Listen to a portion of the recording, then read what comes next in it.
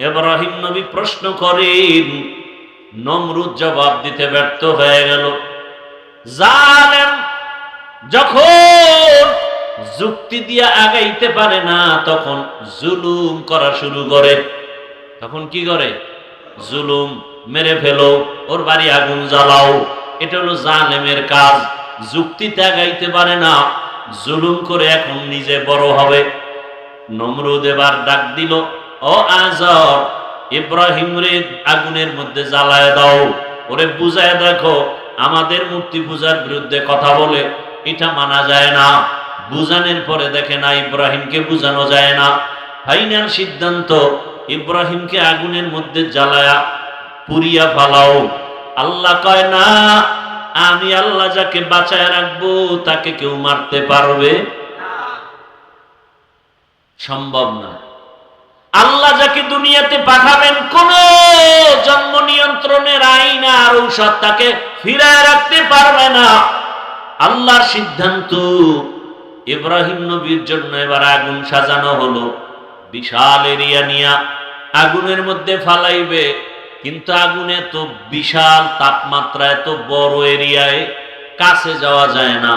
এবার চরক গাছ আনছে, চরক গাছের চরখার মতো ঘুরাইয়া রশি দিয়া বেঁধে ইব্রাহিম নবীর আগুনের মধ্যে ফেলবে, কিন্তু ফেলতে পারে না।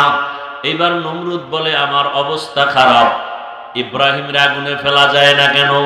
সবাই রশি ধরে টানো, ইব্রাহিমের বাইদা তারপরে ফালাও। বাধা হলো, টানা হলো, হাজার হাজার মানুষ ফেলতে পারে না। নমরুদ তওবা করবে করবে ভাব, এবার ইবলিস এসে হাজির হয়ে গেল। ডাক দিয়ে কয়, নমরুদ এত কেন পেরেশান? যত আকামের বুদ্ধি দেওয়া দরকার মিস কল দিবি, হাজির হয়ে যাব। ইব্রাহিম রে ফালাইতে পারবি না, কারণ আল্লাহর নবী ইব্রাহিম লক্ষ লক্ষ ফেরেশতা ইব্রাহিমের ধরে রাখছে, আগুনের মধ্যে ফেলা যাবে না। যদি এই মুহূর্তে ফেলতে চাও, ইব্রাহিমকে উলঙ্গ করতে হবে, তাহলে রহমতের ফেরেশতা ভেঙে যাবে। কোন কোন ঐতিহাসিকরা লেখছেন, যদি এখন ইব্রাহিমের সামনে উলঙ্গ নাচ গান করাইতে পারো, তাহলে রহমতের ফেরেশতা চলে যাবে, ইব্রাহিমকে আগুনে ফেলা সহজ হয়ে যাবে। তাই করা হলো। ইব্রাহিমকে যখন আগুনে ফেলা হলো, আল্লাহ তাআলা আগুনকে নোটিশ জারি করলেন, কুলনা ইয়া নারু কুনি বারদাও ওয়া সালামান আলা ইব্রাহিম, কে লুতুফে খেশরা ইজহার কর বাখলিল আসনারে রাগল জারে কর। ইব্রাহিম নবীর আগুনকে আল্লাহ বলেন শান্তিদায়ক, ঠান্ডা হয়ে যাও। মুফাসসিরিনে কেরাম বলেন, শুধু ওই আগুন না, ওই টাইমে দুনিয়াতে যত আগুন ছিল সব আগুন ঠান্ডা হয়ে গেল, সব আগুন। ইব্রাহিম নবী আরামে বসে আছেন, আগুনের মধ্যে একটা পশমও জ্বলে না। নমরুদের চান্দি গরম, এই আগুন জ্বালাও না কেন? কয়, আমি যার গোলাম তুমিও তার গোলাম। তুমি আমাকে বলো একবার জ্বালাও, আর আমার মালিক বলে খবরদার ইব্রাহিমের একটা পশম যেন না জ্বলে। দীর্ঘদিন আগুনে থাকলেন। ইব্রাহিম নবী বের হয়ে আসলেন। চাচাতো ভাই একজন নবী, আর তার বিবি বিশ্ব সুন্দরী সারা, একে নিয়ে এবার কয়, না এই দেশে আর থাকা যাবে না, সিরিয়ায় হিজরত। এইবার ওই যে খুতবায় আয়াত পড়ছিলাম, এই আয়াতে ওই হিজরতের কথা বলা হচ্ছে। ইব্রাহিম নবী বলেন, ইন্নী যাহিবুন ইলা রাব্বি সায়াহদিন, আমি আমার রবের দিকে হিজরতের জন্য রেডি হয়ে গেলাম। আমার রব আমার জন্য কল্যাণের পথ, রাস্তা বের করে দেখায় দিবে। বিবি বিশ্ব সুন্দরী সারাকে নিয়ে রওয়ানা, সিরিয়ার জমিনে মিশরের উপর দিয়া যেতে হবে। মিশরের বাদশা বড় জালেম,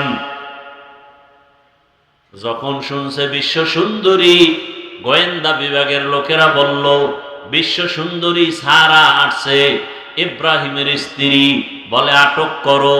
আটক কইরা স্ত্রীকে নিয়ে গেল বাদশার রাজমহলে, রাজপ্রাসাদে।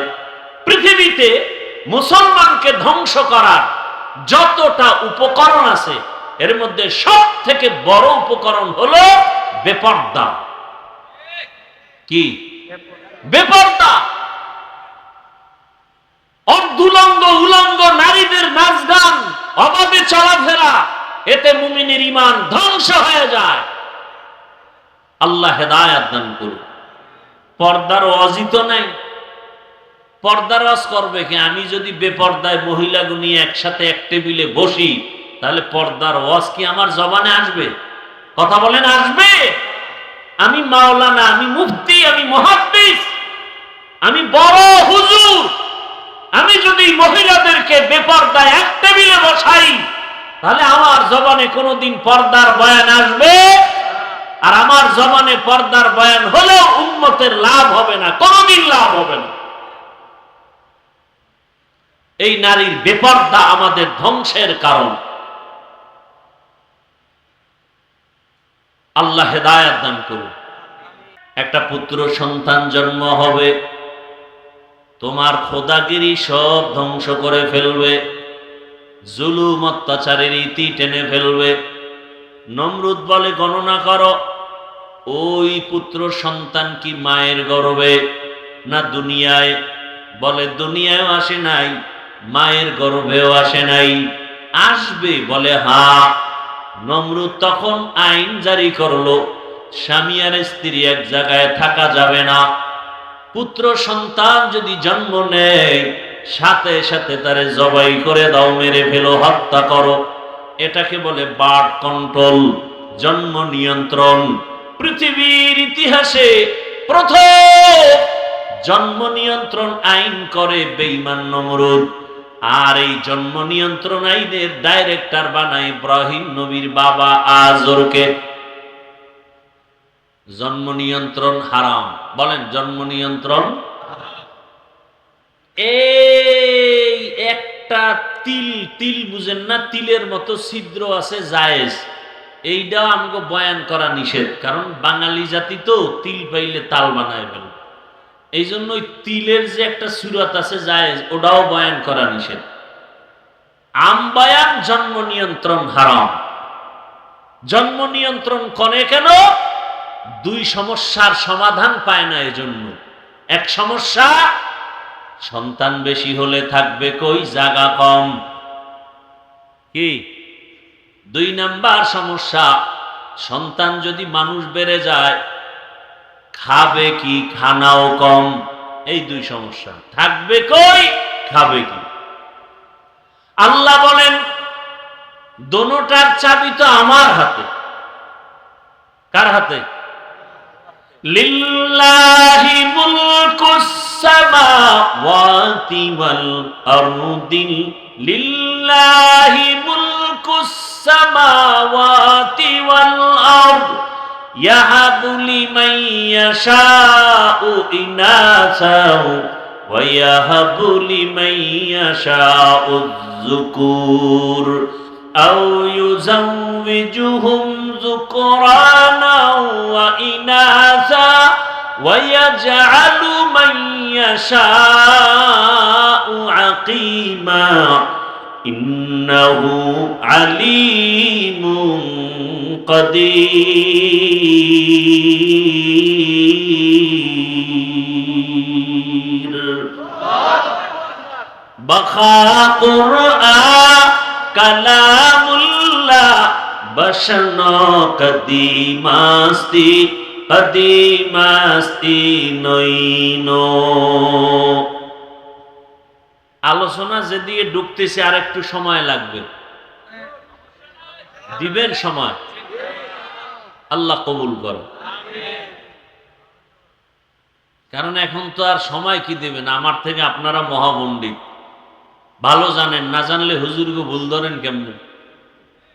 কি অহংকারের সুযোগ পাইলেই কয় হুজুরেরা কি জানে, আমরা সব জানি। আকাম কইরা ধরা খাইলে কয় না যাইনে করছে, এর নাম বাঙ্গালী। কয় ভাই আপনার দাওয়াত কা? আলহামদুলিল্লাহ। কয় আপনার বাড়ি? বলে নওজুবিল্লাহ। আল্লাহ তাআলা বলেন আসমান জমিনের মালিক কে? সব ক্ষমতার মালিক। আমি আল্লাহ চাইলে কাউকে ছেলে দেই, কাউকে মেয়ে দেই। আমি আল্লাহ যদি চাই কাউকে দুটোটা দেই, আবার আমি আল্লাহ চাইলে কোনোটাই। আর আপনারা স্লোগান শুরু করছেন কি? ছেলে হোক মেয়ে হোক দুটোর বেশি নয়, একটা হলে ভালো হয়, না হইলে আরো ভালো। কেন?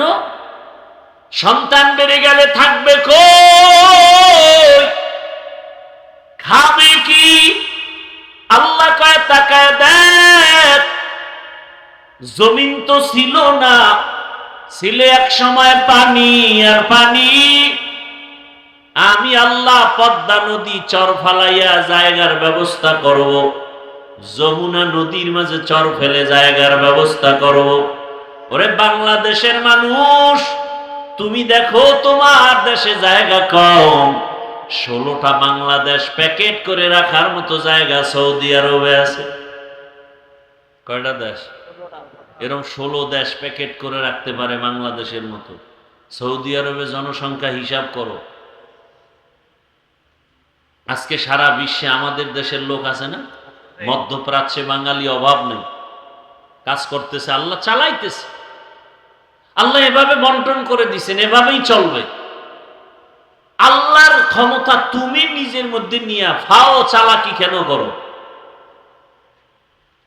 তাহলে জায়গা এখনো ঘুরেন না, বাংলাদেশ ঘুরেন না, কত জায়গা বাকি, কত বিশাল বিশাল চর পড়ে আছে। থাকার ব্যবস্থা কে করবেন? এবার হলো খাবে কি? মুরব্বীরা আমাকে একটু সহযোগিতা করবেন। 1 কাঠা জমিন ধরেন 1%, 1% জমিনে 50 বছর আগে যেই পরিমাণ ধান হইতো, এখন কি কম না বেশি? কে বাড়াইছে? সরকার না আপনার দাদায়? কে বাড়াইছে? আগে 10টা পেয়ারা খাইলেও জিব্বে টের পাওয়া যাইত না, আর এখন এত বড় বড় পেয়ারা, এক পেয়ারা একজনে খাওয়া, একটা বেদানা, একটা আপেল, কত বড় বড়। রিজিক কে বাড়াইলেন? না খায়া মরছে কেউ, খাইয়া মরতেছে। এত খাওয়া খায়, পেট ফুইলা জাগাত। আমগো দেশে একজনে কাঁঠাল খাইছে, জনমের খাওয়া খাইয়া এক ঘুম দিছে, সকালে পেট ফুইলা জাগাত শেষ। বাঙালি তো খাওন পাইলে আর কোনো কথা নাই। কি ডাক্তার মিষ্টি খাইতে নিষেধ করছে, সবে বরাতের মিষ্টি খাইতে গেছে মসজিদে, তাও আবার কোলেরটাও নিয়ে গেছে। 1 প্যাকেট ডান হাত দিয়া লইয়া আবার ভিতরে দিয়া বাম হাত ঢুকাইয়া দিছে আর 1 প্যাকেটের জন্য। কি আছে না নাই? তো বাম হাত দিয়া যখন নিতেছে, পিছন দিয়ে একজনে দেখে আমি 1 প্যাকেটই পাইনি, ও 2টা লয়ে টানে কেন? ও ডান বগলের ডালয়ে টান দিছে। টান দিছে পর দুইজনের সাথে লাগছে ঝগড়া, কিলাকিলি, ধুম কিলাকিলি, জেলাপি পইরা ভর্তা পায়ের তলে। কিলাকিলি করতে করতে, ধাক্কা ধাক্কি করতে করতে 1.5 ঘন্টা দেখে মসজিদে কেউ নেই, ওরা দুইজন ছাড়া। এইবার কার কত ক্লান্ত হয়ে গেছে, জেলাপি পাইলাম না, কার মসজিদে আসবো না। খাওয়ার জন্য এত পাগল। এই যত মামলা হামলা, যত কিছু ঝগড়া ফাসাদ, এই খাওন আর খাওন। খাইতে পারে 250 গ্রাম, 1.5 কেজি লয়ে টানা টানা, বাইরে মাইরে ফেলাইছে নিজে বেশি খাওয়ার জন্য। বাবাকে পর্যন্ত হত্যা করে, নিজে সম্পদের মালিক হবে। বিনিময়ে কি হলো? শেষ পর্যন্ত জেলখানার আসামি, জায়গার জায়গায় জায়গা পড়ে রইল, না বাবায় পাইল, না ভাই পাইল, না নিজে পাইল। শেষ ফল বিচারক ফাঁসির হুকুম দিয়ে দিল।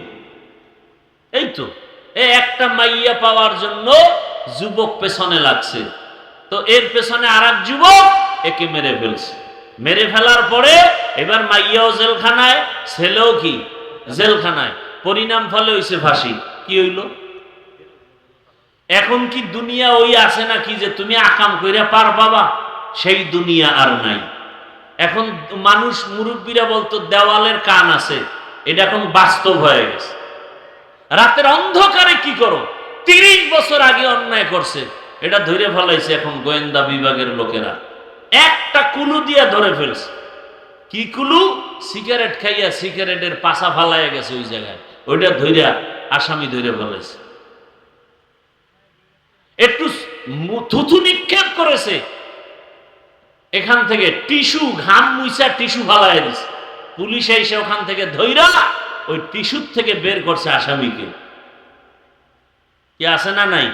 আমি এটি বানায় বলতেছি, জেনে শুনি আর পরে তো আকাম বন্ধ নাই।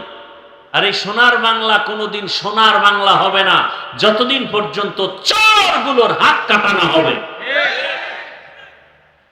আমার দেশের চুরি যতদিন বন্ধ হবে না ততদিন পর্যন্ত এই জমিনে শান্তি আসবে না। আল্লাহর কসম করে বললাম, কোনোদিন শান্তি আসবে না।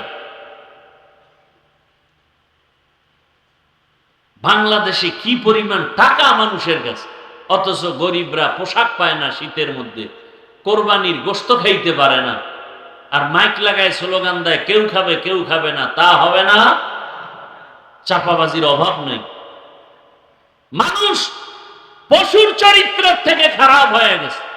একটা কুকুরকে মারলে কষ্ট পায়, মানুষকে হত্যা করতে কষ্ট পায় না। আল্লাহ হেদায়েত দান করুন। এই কথাগুলো কে বলবে? যার ভাগে কম পড়ে, যে বাধা হয় বলে ওরে মাইনাস কর, মামলা নাই। এক কি বলবো, কোন দিকের কথা কোন দিকে যায়। একজন বড় উপরস্থ কইতেছে একজন, আরে বেটা মার্ডার কইরা আবি, আমার কাছে কোনো মামলা নাই, সব সাইজ করে ফেলাম। আফসুস, বড় আফসুস, নিরপরাধ এখনো জেলখানায়, আর মার্ডারের আসামি পার পেয়ে যায়। কথা ঠিক না? কই ওসমান হাদির হত্যার বিচার হয়েছে? এটা একটা কথা। ধামাধাম ধইরা দুই একটারে সাইজ করলি পুরো দেশ ঠান্ডা হয়ে যায়। সৌদি আরবে এত চুরি নাই কেন? স্বর্ণের দোকান খুইলা নামাজে যায়, পুলিশ পাহারা দিতেছে, ঘুরতেছে, কোন চোরের সাহসী হয় না ওখানে যাবে। আর আমগো কাজের মহিলা মালিকেরে কি নাকের সামনে নিয়ে কি কইরা ঘরের সব লয়ে গেছে। ঢাকাতে ঘটনা অহরহ ঘটতেছে। এখন কাজের লোকের ঘরে কাজের লোক রাখাও বড় কঠিন, বড় মুসিবত। এক কথায় কচু পাতার পানি যেমন এটা নিরাপত্তাহীন, আমাদের জীবনটা তেমন অবস্থায় আছে। রাস্তা দিয়ে চলতে গেলে কোনো নিরাপত্তা নাই, বড় কঠিন হালাত। কে কখন কি করে ফেলে বলাও যায় না।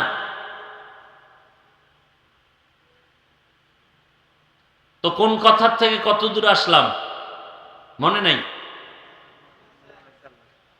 নূহ আলাইহিস সালামের দ্বারা ওই বাবেল শহরের নমরুদ, মনে আছে না? স্বপ্ন দেখা ইব্রাহিম নামের সন্তান আসবে, এটা আসতে দেওয়া হবে। ডাইরেক্টর বানাইলো কারে? নমরুদ, ইব্রাহিম নবীর বাবা আজর। আল্লাহর সিদ্ধান্ত কি? ডাইরেক্টরের ঘরেই ইব্রাহিম আসবে। আসলো তো, আসলো। অনেক বড় ঘটনা। শেষ পর্যন্ত ইব্রাহিম নবীকে মা গোপনে গোপনে লালন পালন করে বড় বানাইছে। এখন চেহারা সুন্দর, দেখে তো যে দেখে তারই কি লাগে? মায়া, মোহাব্বত বেড়ে যায়। বাবার মায়া, ঘরে লালন পালন হয়ে গেল। নমরুদেরও মায়া লাগছে দেখা। যখন ইব্রাহিম আল্লাহর পথে দাওয়াত দেয়, ইব্রাহিম নবী বাবারে বললেন, আতাত্তাখিযু আসনামান আলিহা, ও বাবা, নিজের হাতে মূর্তি বানাইয়া তোমরা তারে খোদা মানো, এটা কেমন কথা? নিজের হাতে মূর্তি বানায়, মাছিও সরাইতে পারে না। সামনে দুধ কলা দেয়, খাইতেও ফাঁকে দিয়ে মাছি এসে খাইয়া যায়। কথা ঠিক না? এরে আবার খোদা মানে। কথা ঠিক? ইব্রাহিম নবী বললেন, নিজের হাতে খোদা বানায় এটা আবার তুমি পূজা করো, এটা কেমন কথা? এই বাপের চেয়ে বেশি বুঝিস না। এবার অনেক ঘটনা আপনারা শুনছেন ওলামায়ে কেরামদের জবানে। সর্বশেষ ইব্রাহিম নবীর এক আল্লাহর দাওয়াত শুনিয়া নমরুদ পর্যন্ত ফাবুহিতাল্লাযী কাফার। ইব্রাহিম নবী প্রশ্ন করেন, নমরুদ জবাব দিতে ব্যর্থ হয়ে গেল। জালেম যখন যুক্তি দিয়ে আগাইতে পারে না তখন জুলুম করা শুরু করে। তখন কি করে? জুলুম, মেরে ফেলো, ওর বাড়ি আগুন জ্বালাও। এটা হলো জালেমের কাজ। যুক্তিতে আগাইতে পারে না, জুলুম করে এখন নিজে বড় হবে। নমরুদ এবার ডাক দিল, ও আজর, ইব্রাহিম রে আগুনের মধ্যে জ্বালায় দাও, ওরে বুঝায় দেখো আমাদের মূর্তি পূজার বিরুদ্ধে কথা বলে, এটা মানা যায় না। বুঝানোর পরে দেখে না ইব্রাহিমকে বুঝানো যায় না। ফাইনাল সিদ্ধান্ত, ইব্রাহিমকে আগুনের মধ্যে জ্বালায়া পুড়িয়া ফালাও। আল্লাহ কয় না, আমি আল্লাহ যাকে বাঁচায় রাখবো তাকে কেউ মারতে পারবে? সম্ভব না। আল্লাহ যাকে দুনিয়াতে পাঠাবেন কোন জন্ম নিয়ন্ত্রণের আইন আর ঔষধ তাকে ফিরায় রাখতে পারবে না। আল্লাহর সিদ্ধান্ত। ইব্রাহিম নবীর জন্য এবার আগুন সাজানো হলো। বিশাল এরিয়া নিয়া আগুনের মধ্যে ফালাইবে, কিন্তু আগুনে এত বিশাল তাপমাত্রা, এত বড় এরিয়ায় কাছে যাওয়া যায় না। এবার চরক গাছ আনছে, চরক গাছের চরখার মতো ঘুরাইয়া রশি দিয়া বেঁধে ইব্রাহিম নবীর আগুনের মধ্যে ফেলবে, কিন্তু ফেলতে পারে না। এবার নমরুদ বলে, আমার অবস্থা খারাপ, ইব্রাহিমের আগুনে ফেলা যায় না কেন? সবাই রশি ধরে টানো, ইব্রাহিমের বাইদা তারপরে ফালাও। বাধা হলো, টানা হলো, হাজার হাজার মানুষ ফেলতে পারে না। নমরুদ তওবা করবে করবে ভাব, এবার ইবলিস এসে হাজির হয়ে গেল। ডাক দিয়া কয়, নমরুদ এত কেন পেরেশান? যত আকামের বুদ্ধি দেওয়া দরকার মিস কল দিবি, হাজির হয়ে যাব। ইব্রাহিম রে ফালাইতে পারবি না, কারণ আল্লাহর নবী ইব্রাহিম লক্ষ লক্ষ ফেরেশতা ইব্রাহিমের ধরে রাখছে, আগুনের মধ্যে ফেলা যাবে না। যদি এই মুহূর্তে ফেলতে চাও ইব্রাহিমকে উলঙ্গ করতে হবে, তাহলে রহমতের ফেরেশতা ভেঙে যাবে। কোন কোন ঐতিহাসিকরা লেখছেন, যদি এখন ইব্রাহিমের সামনে উলঙ্গ নাচ গান করাইতে পারো তাহলে রহমতের ফেরেশতা চলে যাবে, ইব্রাহিমকে আগুনে ফেলা সহজ হয়ে যাবে। তাই করা হলো। ইব্রাহিমকে যখন আগুনে ফেলা হলো, আল্লাহ তাআলা আগুনকে নোটিশ জারি করলেন, কুলনা ইয়া নারু কুনি বারদাও ওয়া সালামান আলা ইব্রাহিম কে লুতুফে খেশরা ইজহারে কর বাখলিল আসনারে রাগল জারে কর। ইব্রাহিম নবী আগুনকে আল্লাহ বলেন শান্তিদায়ক, ঠান্ডা হয়ে যাও। মুফাসসিরিনে কেরাম বলেন শুধু ওই আগুন না, ওই টাইমে দুনিয়াতে যত আগুন ছিল সব আগুন ঠান্ডা হয়ে গেল, সব আগুন। ইব্রাহিম নবী আরামে বসে আছেন, আগুনের মধ্যে একটা পশমও জ্বলে না। নমরুদের চান্দি গরম, ওই আগুন জ্বালাও না কেন? কয় আমি যার গোলাম তুমিও তার গোলাম, তুমি আমাকে বলো একবার জ্বালাও, আর আমার মালিক বলে খবরদার ইব্রাহিমের একটা পশম যেন না জ্বলে। দীর্ঘদিন আগুনে থাকলেন, ইব্রাহিম নবী বের হয়ে আসলেন। চাচাতো ভাই একজন নবী আর তার বিবি বিশ্ব সুন্দরী সারা, একে নিয়ে এবার কয় না, এই দেশে আর থাকা যাবে না, সিরিয়ায় হিজরত। এইবার ওই যে খুতবায় আয়াত পড়ছিলাম, এই আয়াতে ওই হিজরতের কথা বলা হচ্ছে। ইব্রাহিম নবী বলেন, ইন্নী যাহিবুন ইলা রাব্বি সায়াহদিন, আমি আমার রবের দিকে হিজরতের জন্য রেডি হয়ে গেলাম। আমার রব কল্যাণের পথ রাস্তা বের করে দেখায় দিবে। বিবি বিশ্ব সুন্দরী সারাকে নিয়ে রওয়ানা সিরিয়ার জমিনে মিশরের উপর দিয়ে যেতে হবে। মিশরের বাদশা বড় জালেম। যখন শুনছে বিশ্ব সুন্দরী, গোয়েন্দা বিভাগের লোকেরা বলল বিশ্ব সুন্দরী সারা আসছে, ইব্রাহিমের স্ত্রী, বলে আটক করো। আটক কইরা স্ত্রীকে নিয়ে গেল বাদশার রাজমহলে, রাজপ্রাসাদে। পৃথিবীতে মুসলমানকে ধ্বংস করার যতটা উপকরণ আছে, এর মধ্যে সব থেকে বড় উপকরণ হলো বেপর্দা। কি? বেপর্দা। অর্ধুলঙ্গ উলঙ্গ নারীদের নাচ গান, অবাধে চলাফেরা, এতে মুমিনের ঈমান ধ্বংস হয়ে যায়। আল্লাহ হেদায়েত দান করুন। পর্দার অজিত নাই। পর্দার ওয়াজ করবে কি? আমি যদি বেপর্দায় মহিলাগুলো নিয়ে একসাথে এক টেবিলে বসি, তাহলে পর্দার ওয়াজ কি আমার জবানে আসবে? কথা বলেন, আসবে? আমি মাওলানা, আমি মুফতি, আমি মুহাদ্দিস, আমি বড় হুজুর, আমি যদি মহিলাদেরকে বেপর্দায় এক টেবিলে বসাই, তাহলে আমার জবানে কোনোদিন পর্দার বয়ান আসবে? আর আমার জবানে পর্দার বয়ান হলেও উম্মতের লাভ হবে না, কোনোদিন লাভ হবে না।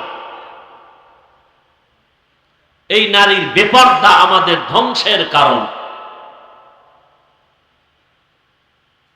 আল্লাহ হেদায়েত দান করুন।